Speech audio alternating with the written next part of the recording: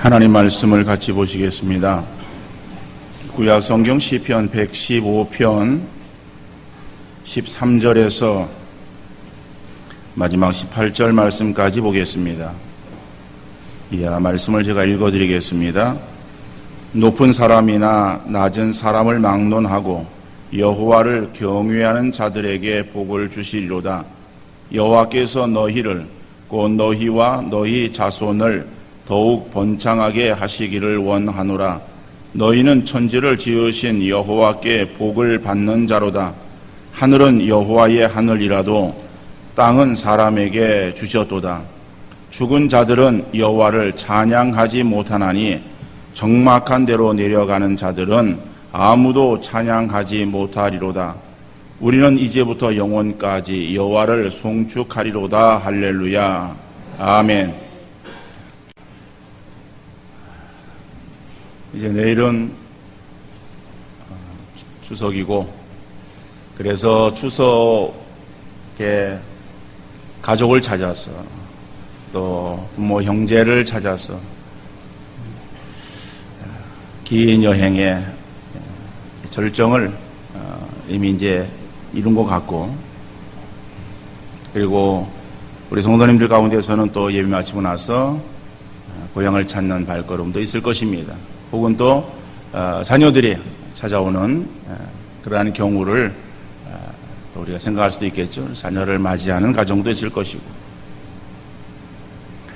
근데 우리나라는 좀 욕심이 많은 나라인 것 같아요. 어떤 면에서 욕심이 많은가 하면은 이 중국은 설 명절은 크게 지킵니다. 설 명절 하면은 대이동이 이루어지는데, 우리보다 인구가 엄청 많기 때문에 그 사람들이 이동하는 그러한 그 모습은 굉장히 아주 장관을 이루는 것이겠죠. 우리도 예전에는 개인의 어떠한 차량들을 가지고 이동하지 않았고, 기차나 아니면은 고속버스나 이런 것을 가지고 고향을 찾느라고 굉장히 대합실이나 이 역이 번잡했었고, 또 표를 예매하느라고 막 아주 야단을 벌인 그러한 그 기억들이 여러분 있을 것입니다. 어떠간에 중국도 이렇게 설 명절은 크게 지킵니다만은 추석 명절은 그 지키는 것 같지가 않아요.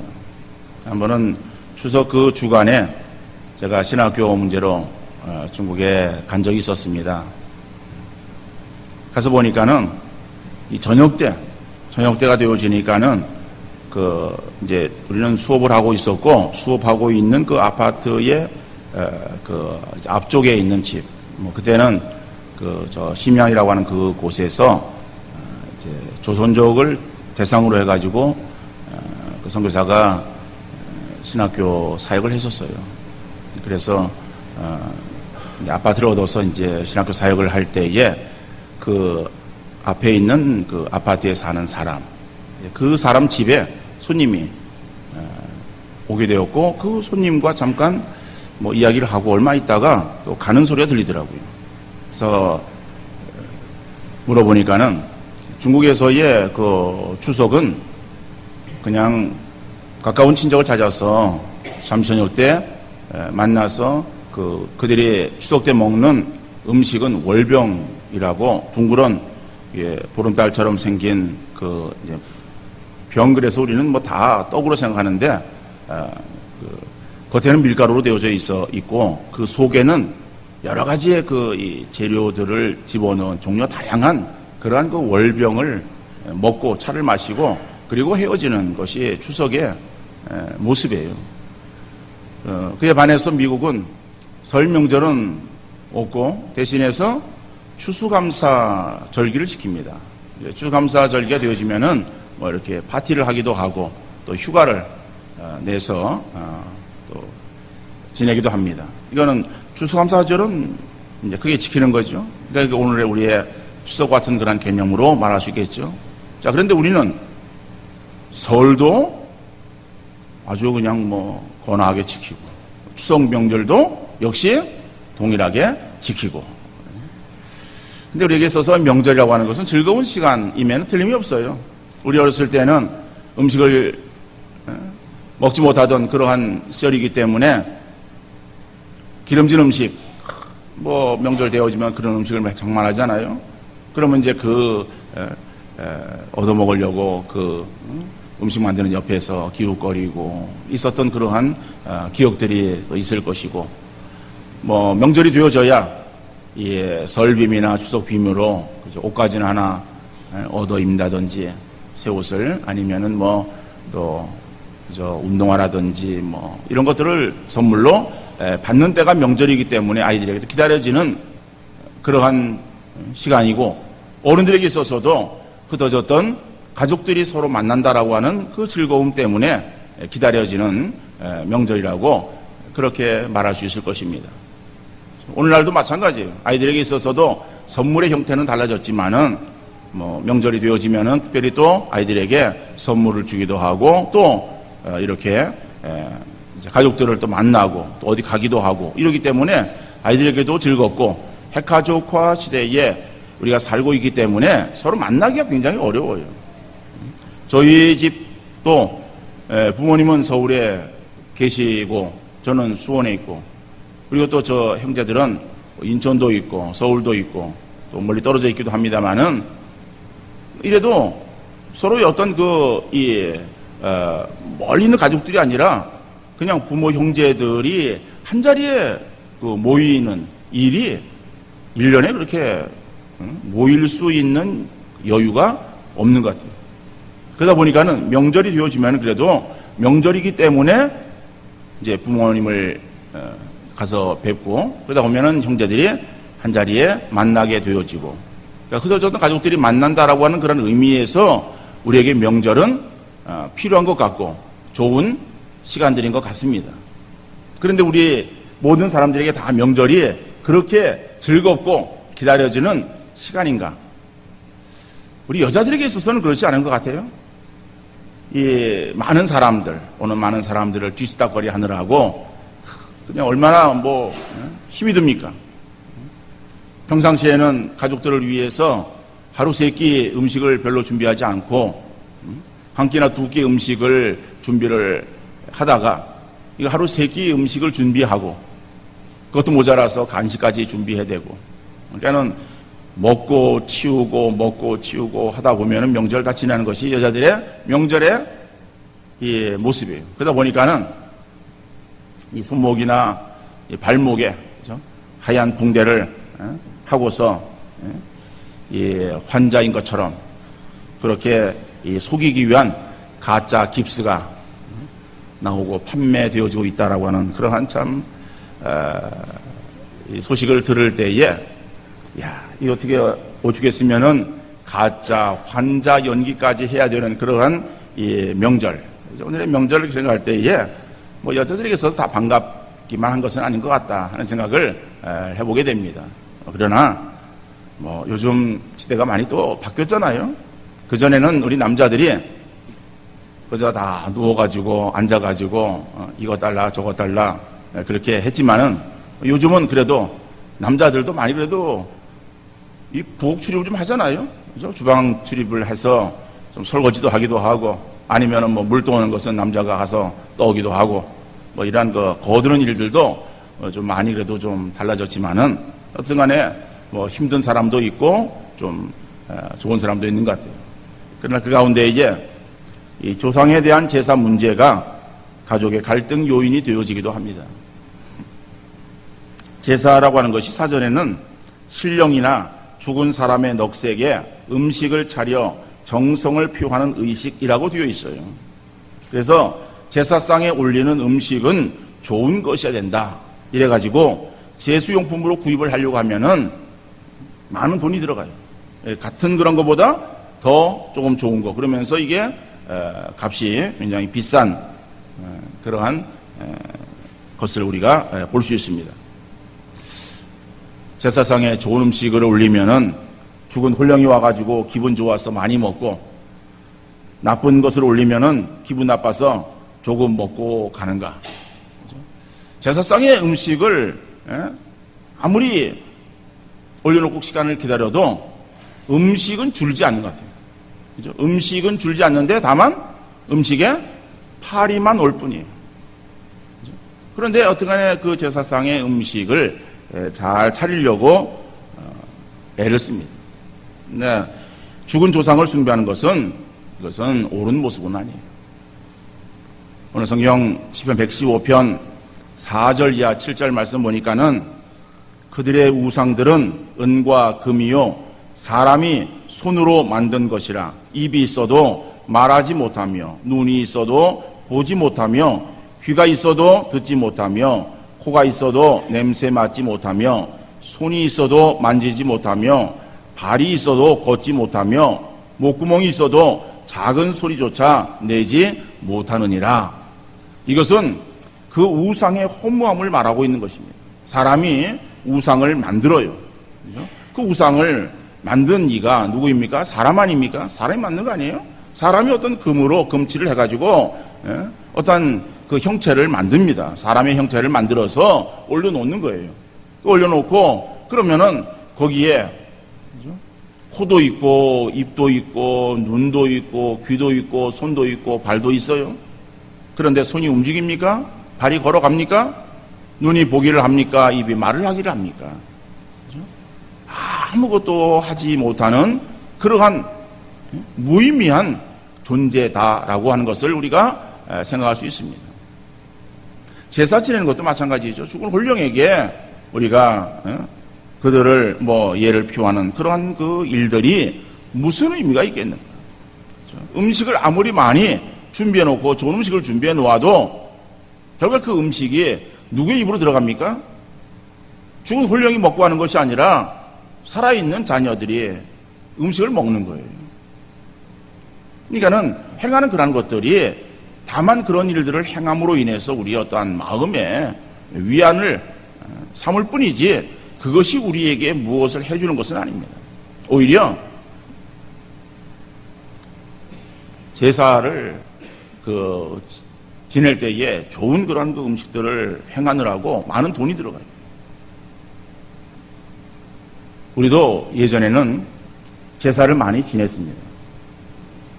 지금이야 제사가 무슨 설이나 추석 명절에는 지내겠지만은 또 그 이후에는 그렇게 제사를 지내는 가정들이 그렇게 많지는 않은 것 같아요. 근데 우리는 그 전에 속담에 어떤 말이 있었는가 하면은 없는 집 제사 돌아오듯 한다 하는 그런 그 말이 있어요. 없는 가정에 이게 돌아서면 제사가 있었잖아요.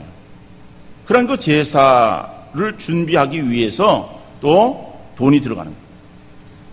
근데 이런 모습이 오늘날도 보면은 그 인도네시아의 그 발리섬에 가면은 이러한 그 광경을 볼 수 있어요. 발리섬 그러면은 우리 젊은 사람들에게 있어서는 환상의 섬으로 인식을 할 수 있습니다. 물론 그 발리는 섬이기 때문에 거기에 그 해변가에 또 좋은 호텔들이 지어져 있어요. 그 호텔들에서 며칠을 쉬고 그리고 이제 호텔에서 제공되어지는 그런 음식들을 먹는 그러한 며칠의 여행이라고 한다면은 낭만적일 수 있을 거예요. 그러나 그 발리섬의 실상을 보면 그렇지 못합니다. 인도네시아는 회교국입니다. 이슬람 국가예요. 물론 겉으로는 자기들의 5대 종교를 다 인정한다라고 말을 합니다만은 그러나 섬마다의 그러한 그 약간의 특성은 좀 있습니다만은 그래도 회교국으로 우리가 인정하는 나라예요. 그런데 그 발리섬은 그 가운데서 힌두교가 주를 이루고 있습니다. 여기는 회교가 아니라 힌두교예요. 힌두교는 소를 섬기는 그러한 종교, 우리는 그렇게 알고 있어요. 인도의 힌두교 그래가지고 소를 숭배하고 소만 숭배하는 것이 아니라 모든 것에 다 신이 있다라고 그렇게 생각하고 섬기는 것이 힌두교예요. 그러니까 각종 제사도 얼마나 많은지요. 그러니까는 그들은 그 제사를 계속 지내는 거예요. 제사가 많아요. 그러니까 제사를 지나면서 그리고 그들도 이제 음식을 차리고 그렇게 제사를 지내기 때문에 그러한 음식을 장만하기 위한 돈이 많이 들어가는 거예요. 그래서 그런 돈들이 없으면은 빚을 내는 거예요. 빚을 내서 계속해서 제사를 지내요. 그리고 그 빚이 자녀들에게 대물림 되는 거예요. 그러니까 가난이 대물림 되는 거예요. 그럼에도 불구하고 그런 것들을 끊지를 못하고 계속해서 행하고 있는 것이다. 왜요? 제사를 잘 지냄으로 인해서 자기들이 복을 받을 줄로 생각하는 거예요. 그런데 음식을 만들어서 그 음식을 자기들이 먹겠죠? 어떤 간에 이 제사를 지내고 나면은 제사를 드리면서 그 무슨 이렇게 제밥을 또 놓잖아요. 그 제밥을 그 집 그 문 밖에다가 제밥을 놔두고 그리고 이 담벼락 그 담벼락 끝에 모서리 그런 데다가 제밥을 올려놔요. 그 올려놓는 그런 그 제밥은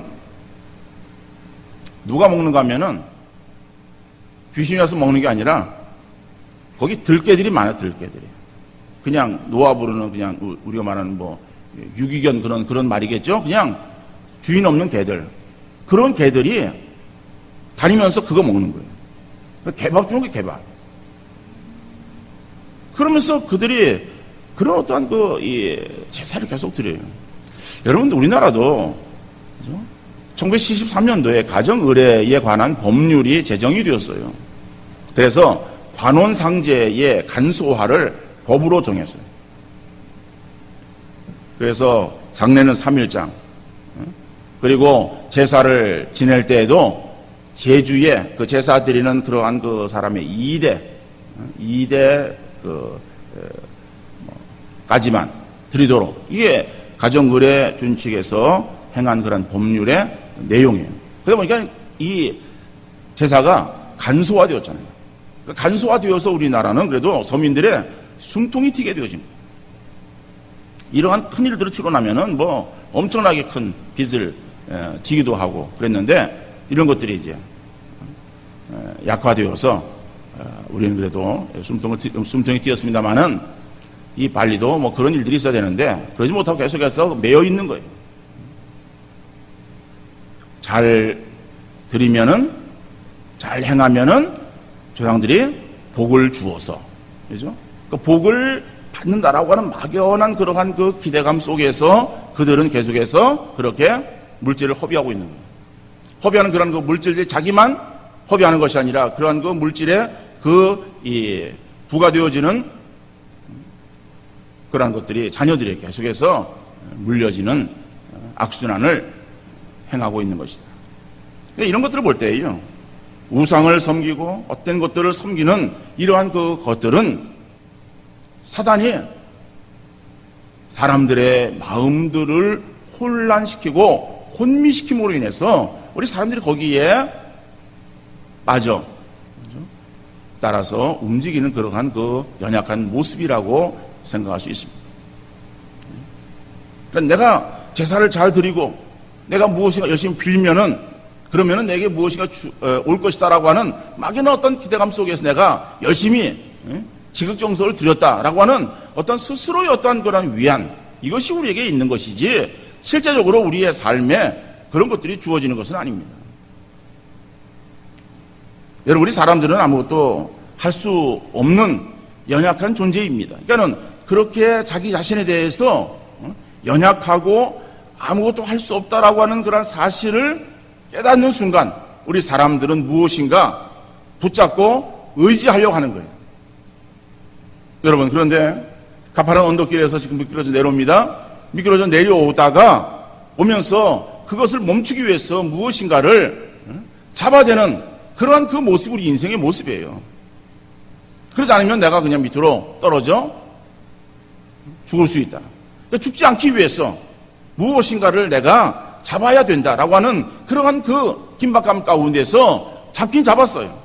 잡긴 잡았는데 잡은 것이 썩은 동아줄을 잡았다라고 생각해 보세요. 어떻게 되겠어요?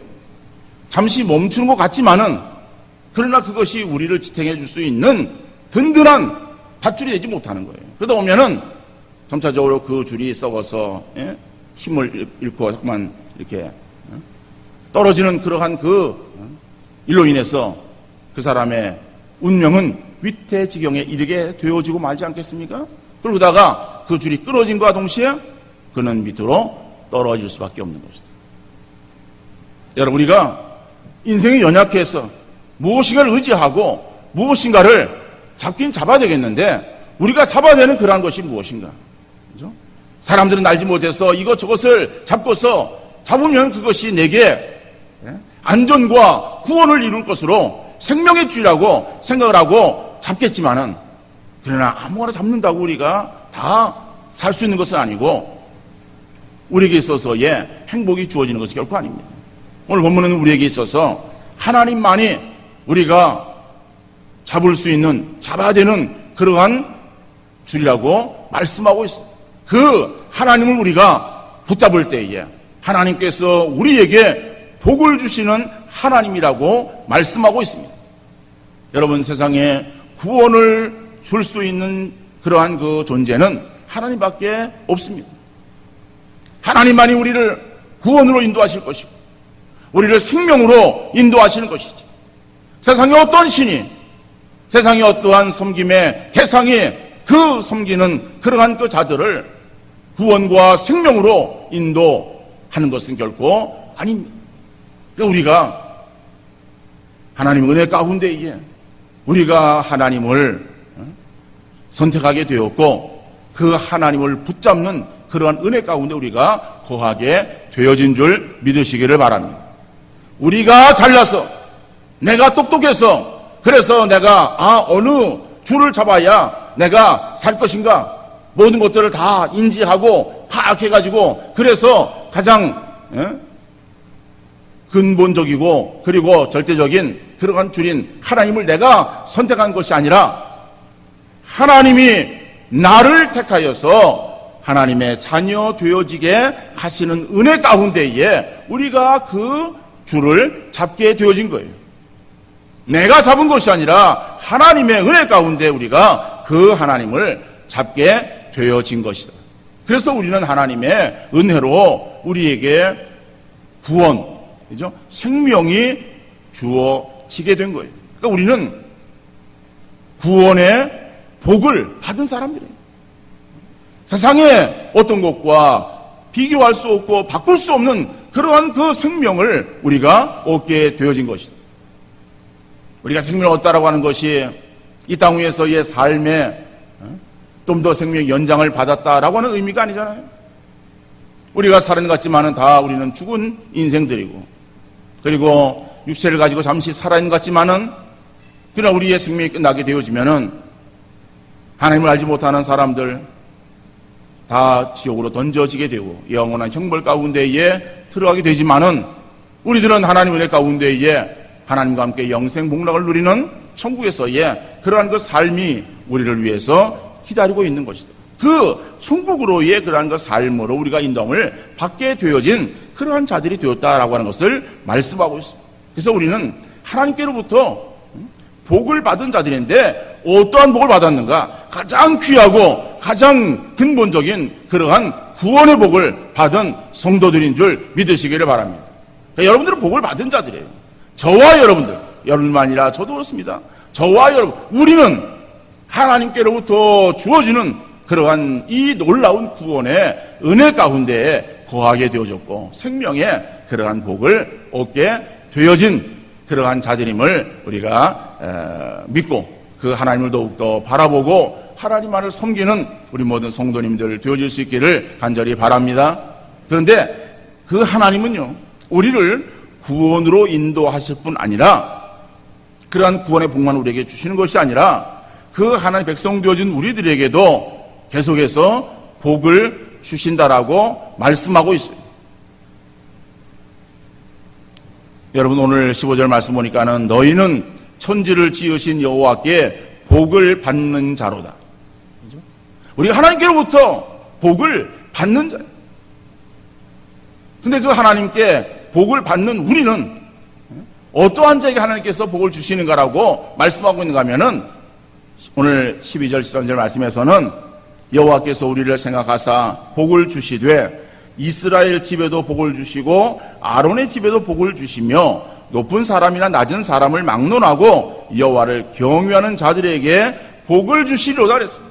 그러니까는 하나님을 경유하는 그러한 그 백성들에게 이미 하나님께서 우리에게 복을 주신 거예요. 그 복이 영생의 복이에요. 구원의 복이에요. 하나님의 자녀가 되어지는 이러한 그 은총 가운데 우리가 거하게 되어진 것이다.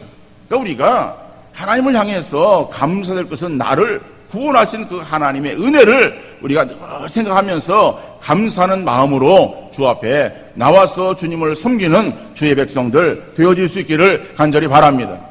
그래서 우리가 하나님 앞에 나올 때에 우리가 감사함으로 하나님께 나와서 예배 드려야 되는 거예요. 근데 여러분, 예배 드리는 우리의 모습이 정말 하나님이 보시기에 기뻐 받으실 만한 그러한 모습인가 한번 좀 생각해 보았으면 좋겠어요. 내가 예배 드리는 나의 모습을 하나님이 보실 때에 얼마나 기뻐하실까. 여러분, 우리가 사랑하는 그러한 사람을 만날 때에 우리의 이 마음 자세가 달라지지 않겠어요? 그죠? 그 마음이 들뜬 마음, 기쁜 마음이고요. 그리고 사랑하는 그런 사람을 만나러 갈 때에, 그죠? 우리의 마음만 그런 것이 아니라 우리의 행동도 아주 단정하게 되어지는 거예요. 우리가 하나님을 사랑한다라고 할 때 그 하나님 사랑하는 하나님 앞에 내가 나가는 우리의 모습이 그저 그냥 대충 하고 나와가지고 하나님 만난다라고 할 때 하나님께서 기뻐하시겠는가? 여러분, 우리 여기는 뭐 다 거의 다 기성세대고 우리 아직 결혼 안 한 그런 그 세대는 몇 명 되지 않는 것 같아요. 결혼해도 이제 신혼들이 아니라 다 이미 세월이 많이 흘러서 잊혀질 그러한 그 나이에 이제 사람들이 여기 지금 앉아 계십니다. 그러나 우리가 한번 옛날을 생각할 때에 여러분들이 젊었을 때에, 그죠? 여러분들이 연애할 때에, 여러분들이 사랑하는 그 대상을 만나러 가는 그러한 그 여러분들의 모습, 그죠? 한번 생각해 보세요. 우리 남자들이 사랑하는 여자를 만나러 나가면서, 그죠? 세수 안 하고 떡진 머리를 가지고서, 그죠? 대충 그냥 옷 입고선 뭐 이러고선 그런 자리에 나갔을 때에 나갈 수나 있겠어요? 나갔을 때가 아니라 나갈 수나 있겠어요? 우리 여자들도 이 눈곱 잔뜩 낀 그런 그 얼굴로 몸빼 바지 입고서 덜렁덜렁 전화 왔다 그래가지고서 그래서 데이트 장소에 나가는 그런 여자 어디 있겠어요? 없을 거예요. 그죠? 전화가 오면은, 연락이 오면은, 아니면 약속한 날짜 시간이 되어지면은 정성을 다해서 단장하고 기다리고, 그죠? 시간이 왜 이렇게 안 가나, 이제나 저제나 그런 마음을 가지고서, 그리고 우리가 그러한 자리에 나가고, 그죠? 만나고 그러지 않았습니까? 제사를 지내는 그러한 사람들, 물론 여기 우리 뭐 계신 분들 가운데서 뭐 제사를 뭐 드리지 않고 또 뭐 드린 그러한 그 경우들이 오래되어서 잘 기억이 안 난다라고 할지라도 일반적으로 생각할 때에 제사를 드린다라고 하면은 제사를 드리는 그러한 그 이 앞에 서서 절하는 그러한 사람들, 또 제사 음식을 차리는 데 있어서의 어떠한 뭐 형식 이런 것들이 얼마나 까다롭고, 그죠? 그 형식대로 지켜야 되고, 그죠? 또 그 앞에서 경건하게 딱 정렬을 해가지고 그리고선 뭐 절하고 뭐 그러지 않습니까? 죽은 홀령에게 제사하는 그런 그 모습도 그런 모습인데, 하물며 살아계신 하나님을 향해서 우리가 나와서 예배한다라고 할 때에 우리의 자세가 어떠한 자세가 되어야 될 것인가? 제사는 그저 1년에 한 번, 두 번 드리고 예배는 매주를 드리기 때문에, 그저 매주를 드리는 예배 우리가 소홀하게 할 수 있겠습니까? 한 번을 드리든 10번을 드리든, 그죠? 우리가 예배하는 우리의 모습은 하나님을 향해서 우리의 마음과 뜻과 정성을 다하는 모습이 되어야 합니다. 그렇죠? 우리의 마음을 다하는 그런 그 예배. 그렇죠? 이것은 우리의 마음만 그런 것이 아니라 우리의 어떠한 겉모습도 그렇게 나타나야 되겠잖아요. 여러분, 우리가 정말 하나님께 내가 구원함을 얻은 하나님의 백성 되었으면은 그 하나님을 향한 우리의 마음도 정말 정성을 다하는 그런 우리의 예배의 모습이 되어야 될 줄로 믿습니다. 왜 그렇습니까? 하나님은 우리에게 있어서 우리를 구원하시는 그러한 그 하나님 있을 뿐 아니라 우리에게 복을 주는 하나님이라고 말씀하고 있어요. 그 하나님 우리에게 주시는 복은요, 우리의 당대만 주시는 것이 아니라 너희와 너희 자손들에게. 그죠? 오늘 본문 14절 말씀 보니까는 여호와께서 너희를 곧 너희와 너희 자손을 더욱 번창하게 하시기를 원하노라. 우리와 우리의 자손들, 그죠? 우리의 자녀들이 잘 되어지는 것은 부모의 염려, 부모의 걱정으로만 되어지는 것이 아닙니다. 부모가 자녀를 위해서 잘 되어지길 바라는 마음만으로 자녀가 잘 되어지는 것이 아니라 하나님께서 자녀와 우리에게 복을 주시는 그런 은총 가운데에 우리의 자녀들이 잘 되어질 수 있는 거예요. 우리가 하나님을 향해서 믿음을 온전히 시키고, 그리고 우리 자녀들에게도 그 믿음 잃지 아니하고 믿음을 이어갈 수 있도록 자녀들 위해서 계속 기도하는 우리 부모들 되어질 수 있기를 바랍니다. 그럴 때에 하나님은 우리와 우리 자녀들에게 더욱더 번창케 하고 잘 되어지게 하는 그러한 은총을 허락하시는 살아계신 하나님인 줄 믿습니다. 그럼 우리가 여호와를 경외하는 자들은 하나님을 향해서 어떻게 되는가? 하나님을 향해서 찬양과 영광을 돌려드리라고 말씀하고 있습니다. 오늘 본문의 17절, 18절의 말씀입니다. 죽은 자들은 여호와를 찬양하지 못하나니 적막한 데로 내려가는 자들은 아무도 찬양하지 못하리로다. 우리는 이제부터 영원까지 여호와를 송축하리로다. 그죠? 여러분, 찬양은 아무나 합니까? 찬양은 누가 하는 거예요?